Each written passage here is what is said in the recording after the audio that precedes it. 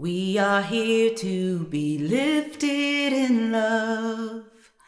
Look at the birds, they tell us. We are here to be lifted in love.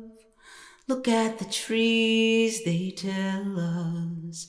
We're here to be lifted in love, to listen to love as a flower raises its face to the sun. We are all one, here to be lifted in grace and love.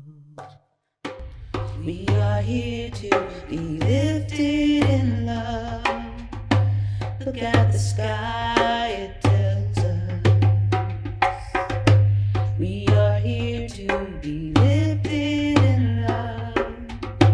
Look at the trees, they tell us. We're here to be lifted in love, to listen to love as the children raise all their faces to the sun.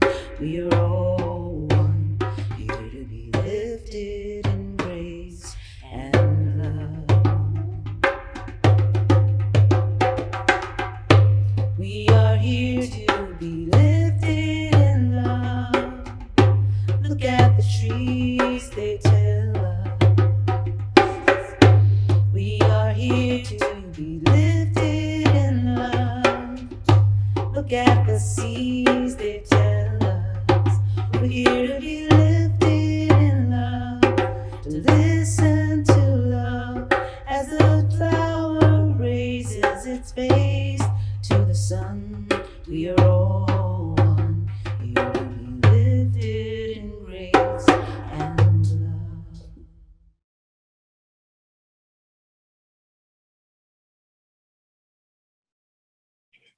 Good morning. Welcome to the First Unitarian Church of Hamilton. My name is Stephen Atkinson, and I'm leading the service this morning. Our interim minister, the Reverend Jamie Boyce, will be speaking to us today on running away and other temptations of change. Our music ministers are Rachel Derry and Cindy Carey, and our technical team is Mary Eve, John Elliott, and Bruce McPherson. We start with our land acknowledgement. We are not the first people on this land, nor will we be the last. We acknowledge our connection to the web of all existence, honoring the past and preparing for the future. The stewardship of the original people who lived here preserved this place for our generation, and we seek to be respectful stewards of this place for those who follow. Our goal in this congregation is to extend our hearts in welcome to whomever you may be. We are connected through our desire to live out our ideals of peace, love, and justice for all. We are here to love one another and encourage each other in our spiritual growth. Our congregational mission includes our commitment to nurture one another, serve the community, and inspire action to heal the world. Now, if you have your own chalice at home, be prepared to light it now, as we will soon be saying our chalice words. Our chalices represent the light of hope at the center of our faith tradition. The spark of this flame draws us into our time of worship and community. We are all invited to recite the unison chalice lighting words appearing now on your screen. May this flame be our light of friendship and love. Our call to worship today is a selection from Rumi, translated by Coleman Barks, with a few little edits by myself. Every motion of created beings comes from the Creator. The soul pushes, so don't stay timid. Load the ship and set out. Cautious people say, I'll do nothing until I can be sure. If you do nothing, you lose. Don't be one of those merchants who won't risk the ocean. This is much more important than losing or making money. This is your connection to God. You must set fire to have light. Trust means you're ready to risk what you currently have. You can't imagine what profit will come. When one of the generous prophets invites you into their fire, go quickly. Don't say, but will it burn me? Will it hurt?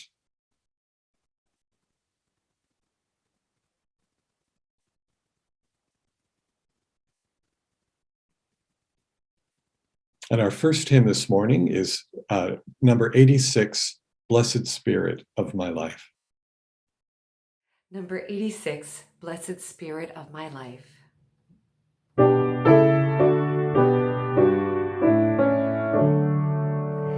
Blessed Spirit of my life, give me strength through stress and strife. Help me live with dignity. Let me know serenity. Fill me with a vision. Clear my mind of fear and confusion. When my thoughts flow restlessly, let peace find a home in me. Spirit of great mystery, hear the still small voice in me. Help me live my wordless creed as I comfort those in need. Fill me with compassion, be the source of my intuition. Then, when life is done for me, let love be my legacy.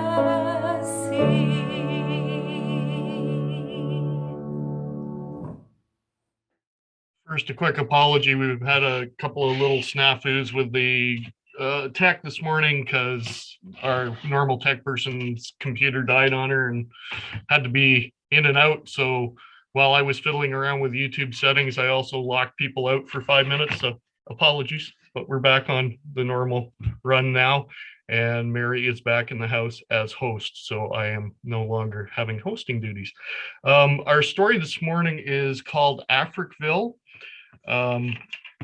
It is by Shante Grant with pictures by Eva Campbell. But before I read the story, I'd like to just give you a little history of the community of Africville.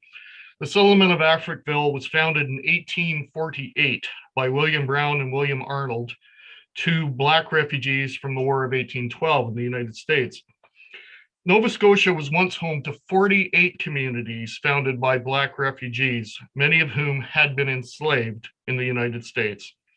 While slavery was not legal in Nova Scotia, systemic racism was widespread. Despite its close proximity to the city of Halifax, Africville was refused basic services such as water, sewage, and paved roads, despite residents paying taxes to the city.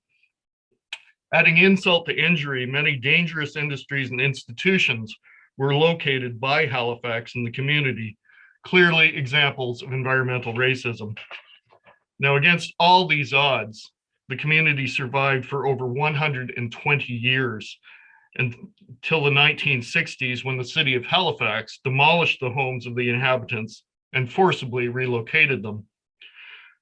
The city would not apologize for these actions until 2006.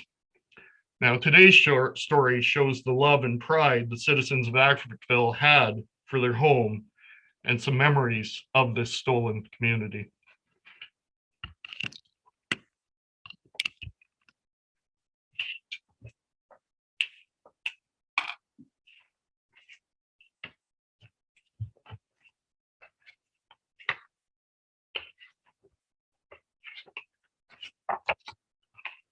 Take me to the end of the ocean,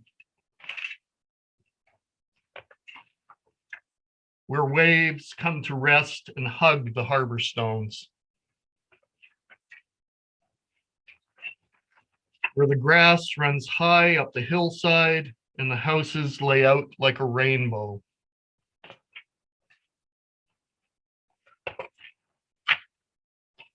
Where home smells like sweet apple pie and blueberry duff.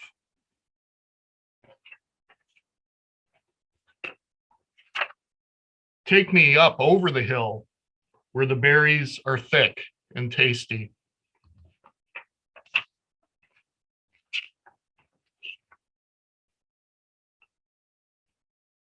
Then meet me at the caterpillar tree. From there, we'll run back the field for football.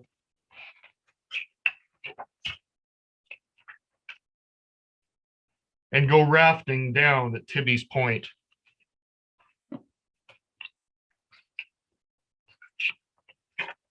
Catch me a codfish, then come watch the sea bring us all its treasures.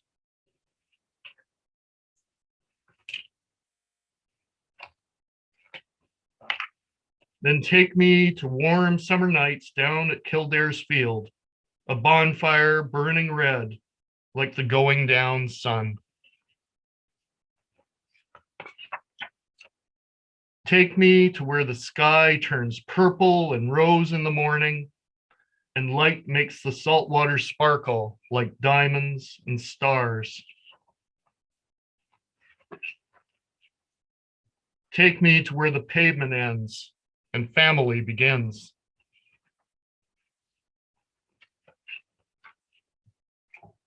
Where my great-grandmother's name is marked in stone.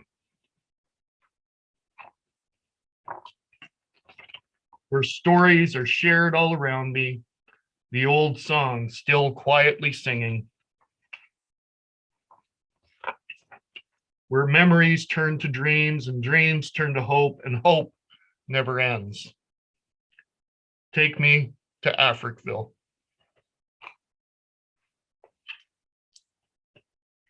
That's the end of our story today.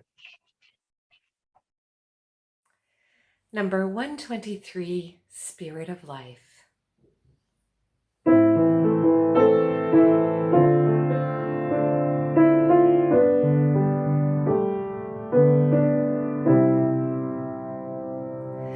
Spirit of life, come unto me, sing in my heart all the stirrings of compassion, blow in the wind, rise in the sea, move in the hand, giving life the shape of justice.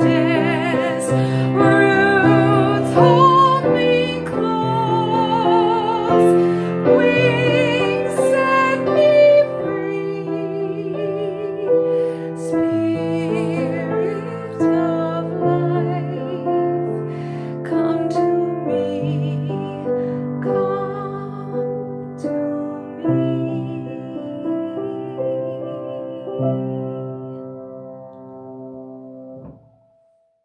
For our meditation today, I invite you to listen with an open heart to this poetic rendering of parts of Psalm 55, one of those considered a lamentation. Like all good lamentations, it is rife with the darkness that comes before the light. And this version comes from Psalms for Praying by Nan C. Merrill. A short note on language, because that can be an obstacle sometimes. Remember that some of us connect with a beloved one, some with the beloved community, and some connect with both. And as our hymn just said, some of the phrases in here could well be retranslated as spirit of life. So let's begin. Give ear to my prayer, O beloved, and hide not from my supplication. Listen to me and answer me, for I am overwhelmed by anxiety. I am tormented by the noise of my doubts, because of the oppressions of my illusions. My heart is in anguish within me. I spend my hours in fear and trembling, and despair never leaves me. I cry out, oh, that I had wings like a dove. I would fly away and be at rest. Yes, I would flee far away from my fears. I would lodge in the country. I would hasten to find a shelter from the raging doubts and anger. Stand with me, O beloved. Clear the confusion that dwells within. For darkness and conflict dwell within my soul. Day and night fears attack without warning. My heart is weak in the midst of this suffering. The end seems near at hand. It is not a specific doubt that taunts me, that I could bear. It is not a known fear that rises up within. Then I could face it. Let my prayer be heard, O Comforter. Listen to me and answer me. I cry out to you in the midst of my pain. Yes, I call upon the beloved, and love will hear my cry.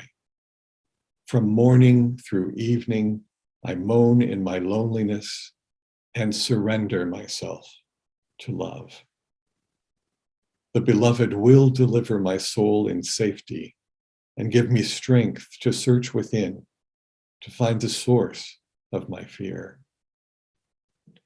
Love's presence will make itself known to me, bringing comfort and stilling this disquiet within. With gentle and tender guidance, I shall find my way home. I offered my fears up to the beloved, and love heard my cry. I sought the one who ever listens. Once again, I knew love's presence. Yes, you, O beloved, bring my fears to the fore, exposing them to the light.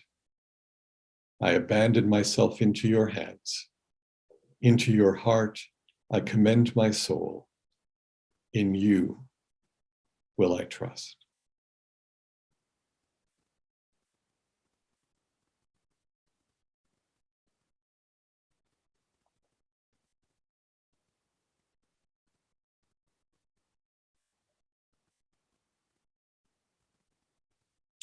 And now we have a meditative chant sung, performed by Cindy Carey.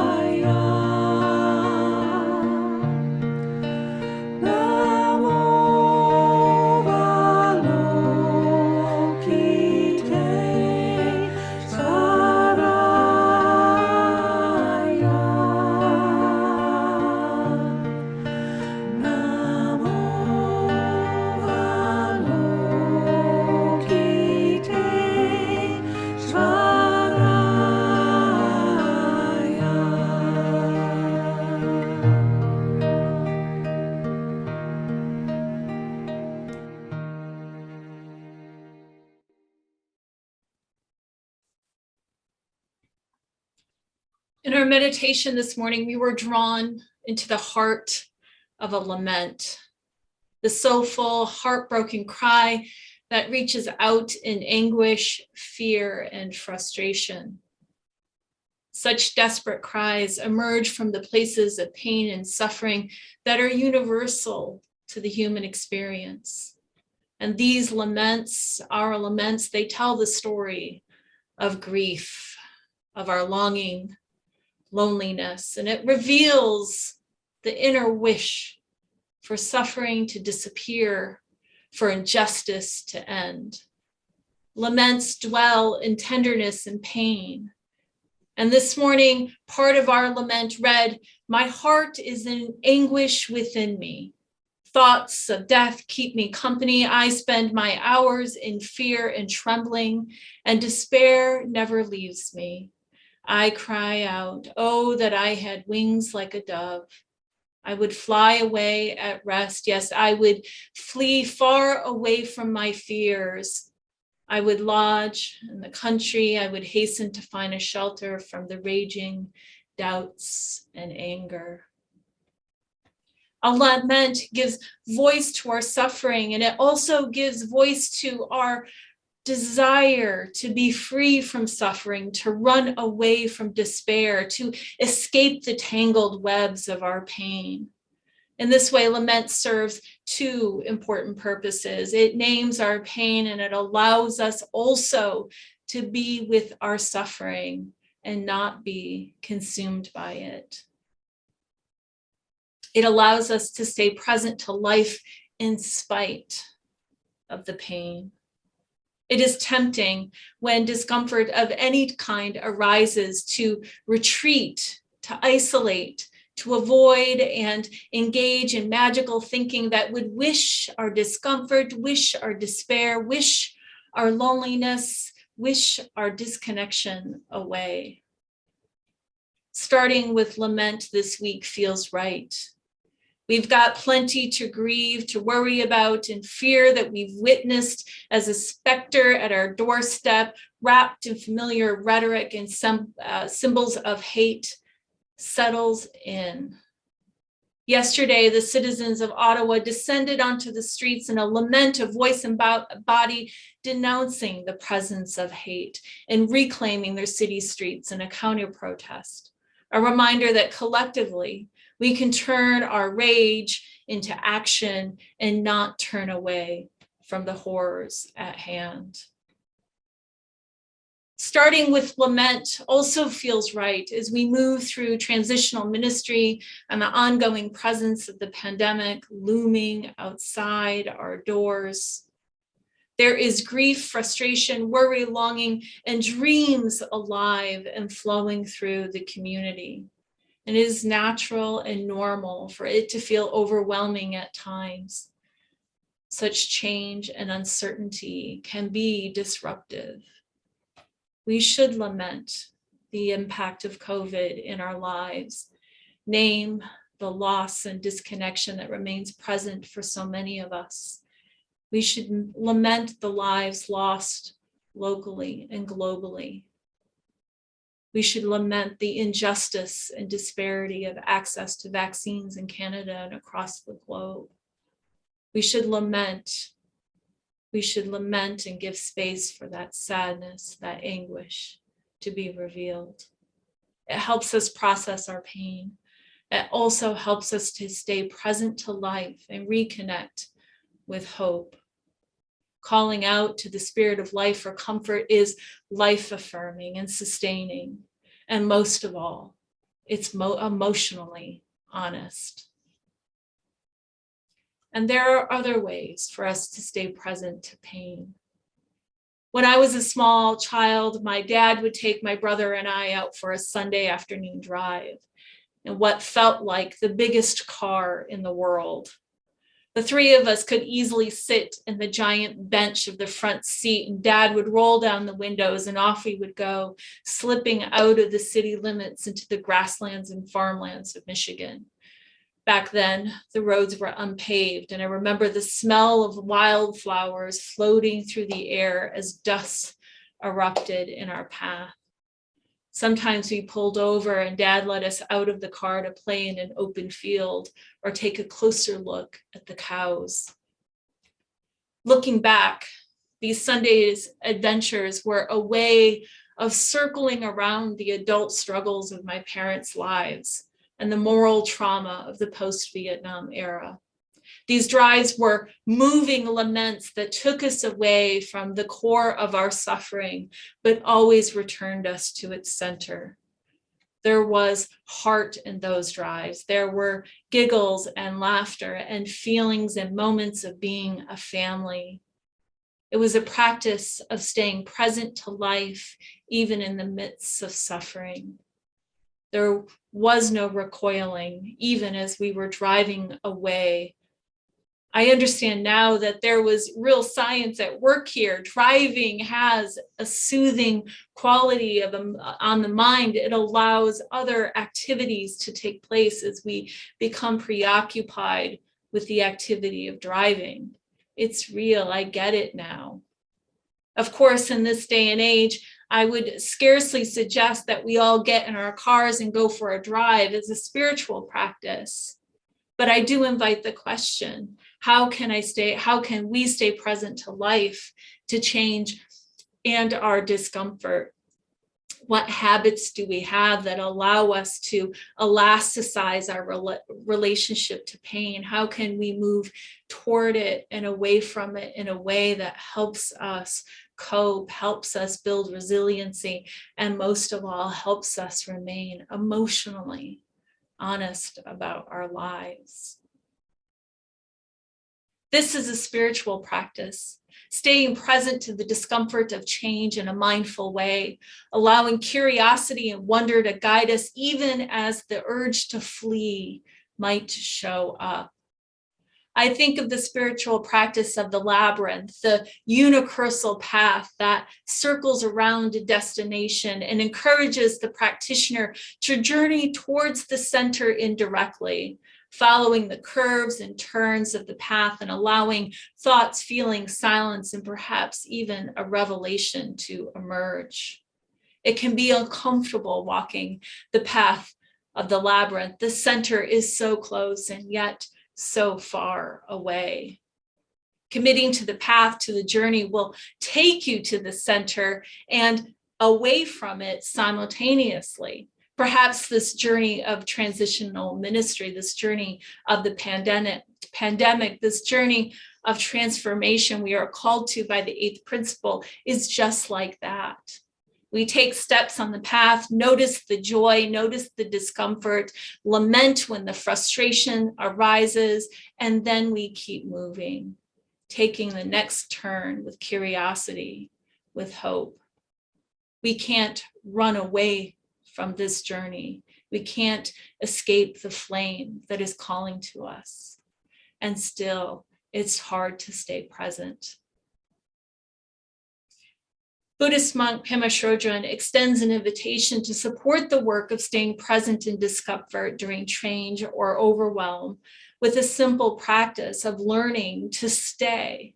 In her book, The Places That Scare You, A Guide to Fearlessness in Difficult Time, Pema encourages a practice of making friends with our discomfort, of allowing space for it to emerge in ourselves and holding curiosity and recognizing that each moment will pass, that there is a way to relate to our discomfort from a place of openness and compassion. Human beings have the capacity to touch upon pain, notice it without judgment, learn compassion for ourselves, learn love for ourselves, and then we can gloriously extend that to others. We choose to stay present to ourselves and practicing presence to discomfort. We have a gift to share with the world. Reverend Angel Kyoto Williams, a queer Black liberational Buddhist sensei, invites us further down the path of freedom and liberation for people of the for people and the earth. They write, the aspiration to liberation that is rooted in interconnection takes us somewhere else entirely different because it doesn't merely demand a right, it asserts truth. Properly envisioned liberation movements transport us into the position of asserting the undeniable truth of thriving as a human inevitability. As Unitarian Universalists, we have the potential and possibility of living into liberation through our rootedness and interdependence, not simply as an observation, but a place where our lives embody a revolution for people and the earth. In the midst of change, we can notice that we are engaged in a collective change, and we can notice that we're never alone and always responsible to each other and the earth. We might imagine ourselves traveling a labyrinth together at different paces and following different turns on the journey, but recognizing that we are all on the path moving towards that undeniable truth of thriving as human beings, as an inevitability of our lives. This week, I was reminded of an important truth about transitional ministry. In our goal-focused world, it's easy to say that the success of transitional ministry will be the calling of the perfect minister to lead you into the future. And that is the dream I hold for you with optimism, love, and care. And that isn't entirely true. The journey of change matters too. The goal of interim ministry is that the congregation comes to know itself more deeply, see itself more clearly. Richard Nugent writes of interim ministry as it's about rediscovering the significant historical events and prophetic stances of the past. It is about coming to understand the emotions associated with the end of the previous ministry and navigating the anxiety of looking ahead to the future ministry. The journey of discovery we are on together is one of turns, of walking indirectly at times towards the future in order to discover and learn more about your heart's desire. It is a journey of faith. As we continue to journey with change, with the discomfort of change, let us tenderly care for ourselves with loving kindness and find things that allow us to stay present and care for ourselves and each other. Perhaps as we circle and cycle with change, we will become increasingly aware of the radical interdependence that holds us, one in which the inevitability of flourishing for people and the earth beautifully blooms in our midst. Come, let us sing a song together. Join in voice from home for hymn 346. Come sing a song with me. Number 346, Come Sing a Song with Me.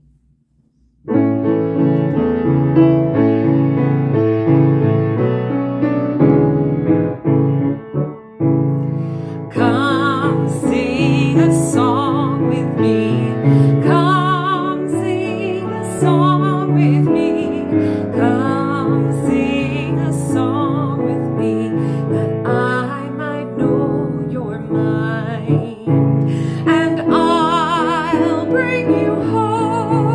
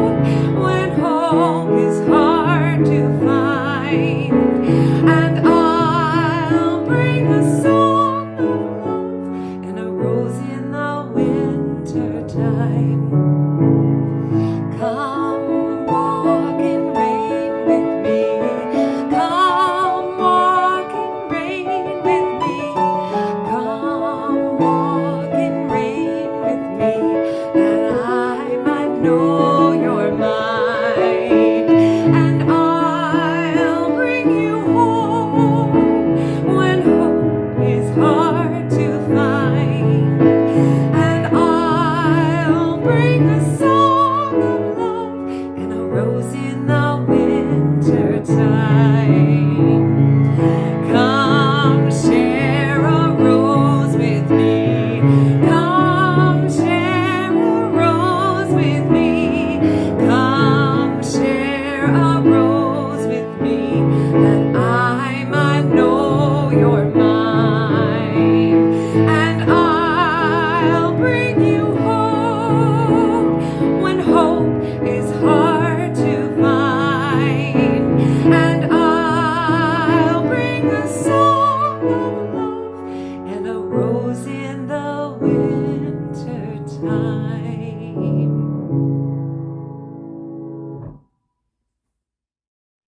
Go, beloveds, may you find courage to stay present to change. May the spirit of lament call you to connection, and the spirit of love fill our world. May we remain attuned to our interconnection and the web of life that holds us and keeps us, and may we discover ourselves and each other on the journey ahead. Go in peace, we extinguish this chalice, but not the love in our hearts.